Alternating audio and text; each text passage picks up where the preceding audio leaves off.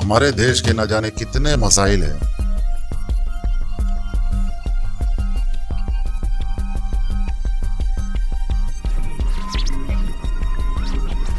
लेकिन आतंकवाद इस देश का सबसे बड़ा मसला बताया जाता है।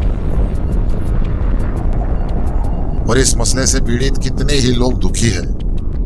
3.5-4 साल का था मैं, मेरा छोटा भाई तो 2.5 साल का था। कुछ पता नहीं क्या केस में गए, फिर भी हमारी मम्मी ने कुछ हमारे को बताया नहीं। सिर्फ यही बोलती थी कि तुम लोग पढ़ाई करो, और बहुत डिफ़िकल्टीज़ से उसने हमें स्कूल भेजा। हमने भी बहुत डिफ़िकल्टीज़ से स्कूल गए और बहुत परेशानी उठाई है हमने। हर वक्त कि आज क्या होगा, कल क्या होगा, कल हमारा फ्यूचर क्या होगा, हमारे 2 बच्चे हैं छोटे, उनका क्या होगा।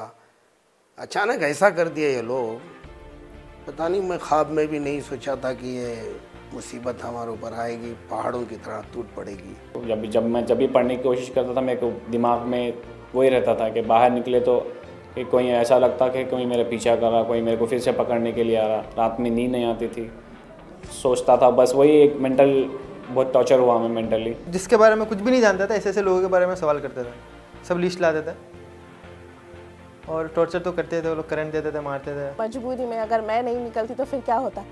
अब्बू सिर्फ इतना कमाते थे कि घर चलाता, लेकिन उस पीछे भाई का ऐसा बना के भाई को निकालने के लिए पैसों की ज़रूरत थी, तो वो बस मैं अपनी तरफ से कोशिश कर रही थी। और मुझसे सवालात किए गए राजस्थान के धमाकों के, हैदराबाद के धमाकों के, और इधर के उधर के दुनिया भर के सवालात किए गए, जहनी टॉर्चर किया गया।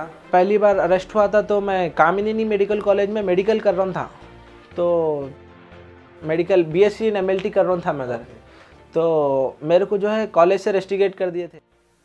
रात में फिक्र में सोता नहीं हूँ, खा नहीं सकता हूँ। 2 बच्चों की ज़िंदगी देख के मुझे बहुत तरस आती है। वो लोग मांग करती है लेकिन हम पूरा नहीं कर पाते। उन लोगों को अच्छा पढ़ाई, अच्छा कपड़ा, अच्छा खाना नहीं दे पाते।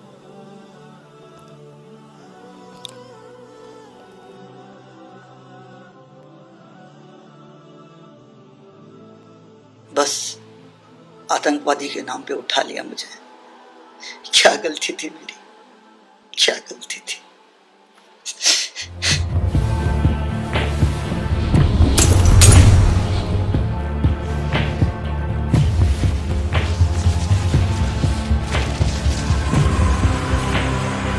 जैसे ही कोई धमाका या आतंकी हमला होता है, असल आतंकवादी धुएं के साथ गायब हो जाते हैं। फिर शुरू हो जाती है मीडिया की ना खत्म होने वाली ब्रेकिंग न्यूज।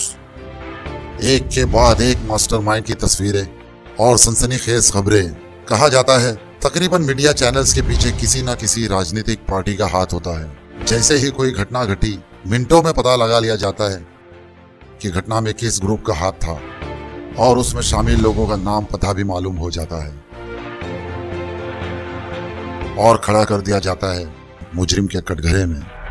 फिर शुरू होता है सिलसिला बेगुनाहों, मासूमों और मजलूमों को सलाखों के पीछे बंद करने का। जा रहा था तो पीछे से 2 आदमी आए, पकड़ के मेरे को गाड़ी पे बिठा के लेके चले गए। तो 5 दिन तक पता नहीं मुझे कहाँ रखे, और फिर वही ले गया। फिर वो तो मैं फिर दरवाजा ही देखती रह गई कि अभी ये वापस आऊँगा, अब आएगा, अब आएगा। तो वो ले गए, वो जो ले गए बस ले गए, से बिठा के लेके चले गए हम। बच्चे को कहाँ लेके गए, कहाँ रखे नहीं मालूम। 2 दिन तक हम लोग ऐसे बोलছে কোথায় নিয়ে গেছে আমি দেখতে পাইনি।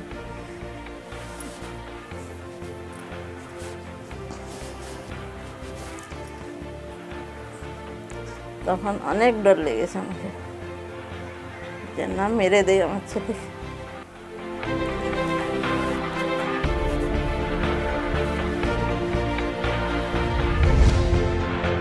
सबूत तो कभी मिले ही ना हो। जुर्म कबूल करवाने का वही पुराना तरीका। अमन वाले कबूतर से कहा जा रहा है कि बोल, तू चील है, तू चील है।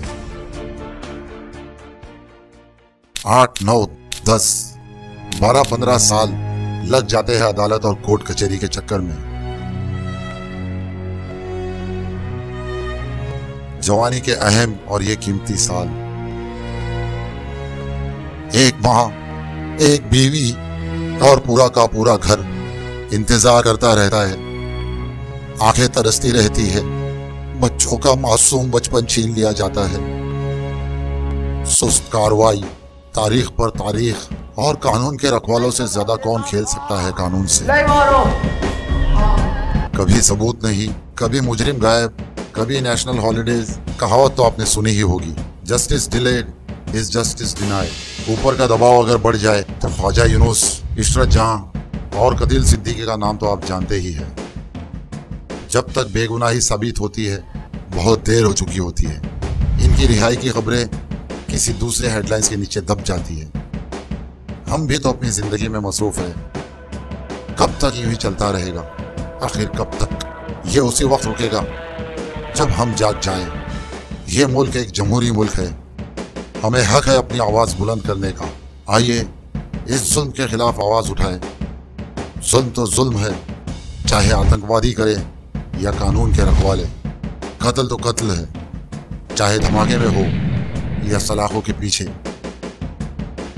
एक अहम seminar in the name of terror.